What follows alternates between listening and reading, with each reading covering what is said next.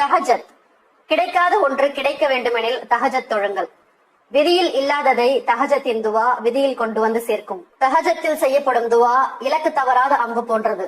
தஹஜத் என்னும் இரவு வணக்கம் ஆன்மாவுக்கு ஒரு ஆறுதல் அளிக்கிறது. மேலும் ஒரு மனிதனுடைய வாழ்வில் பிரகாசத்தை ஏற்படுத்துகிறது. அல்லாஹுடன் பேசுவதற்கு மிக சிறந்த நேரமும் அதுதான்.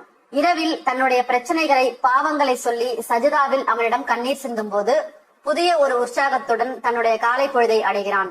இன்று மன அழுத்தத்தை நீக்க எந்த நவீன தத்துவத்தை நாடினாலும் அது தஹஜத்திற்கு நிகராகாது.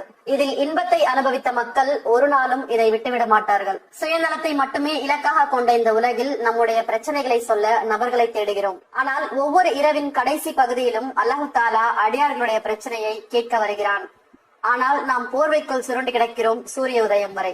வாழ்க்கையில் ஒவ்வொரு நாளும் ஒவ்வொரு மனிதனும் ஏதோ ஒரு பிரச்சனையில் சிக்கிக் கொண்டு தீர்வை எங்கேயோ தேடுகிறான், தீர்வு அருகாமையில் உள்ள நிலையில். அத்தகைய மகத்தான தஹஜத் தொழுகையை தொடர்ந்து தொழக்கூடிய பாக்கியத்தை அல்லாஹு தாலா நம் அனைவருக்கும் தந்தருள்வானாக. தஹஜத்